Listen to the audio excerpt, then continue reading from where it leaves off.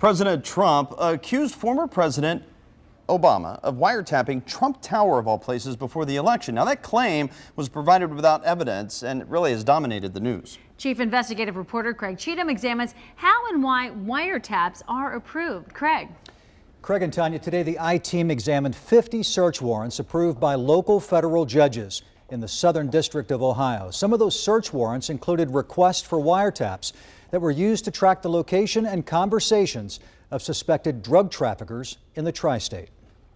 6 weeks ago, federal agents used electronic surveillance approved by a judge to help find drug trafficking suspects at a local restaurant, a truck stop, and on a highway, where agents found $2 million worth of cocaine and eventually arrested and charged 4 individuals.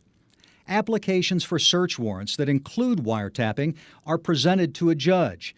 The request, like this one filed by an agent in Cincinnati, provides a history of the investigator's credentials, evidence against the suspects, a description of how the wiretapping will be conducted, and how it will further the criminal investigation. I wanted to know exactly what they had. Hamilton County Recorder Norbert Nadel was a judge on the County Court of Common Pleas for 40 years, where he approved state search warrants that involved wiretaps. Wiretaps are very sensitive situations, so as a judge, I think most judges, and I know I did when we issued state wiretaps, I require a lot of evidence. I want to be pretty sure before somebody's lines are tapped. In a recent application for a search warrant filed in federal court in Cincinnati, an agent explained that he wanted to tap a cell phone linked to a drug trafficker so that he could conduct surveillance and identify other individuals who would be close to the dealer's phone and could be involved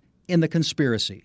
Retired Judge Nadel says in general, he doesn't like the use of wiretaps. I think it's an invasion, but where it's necessary to catch criminals or even in national security, it's probably very important. According to a federal court's report, federal and state judges authorized 4,100 wiretaps in 2015, the most recent year that we could find that actually tracks that data.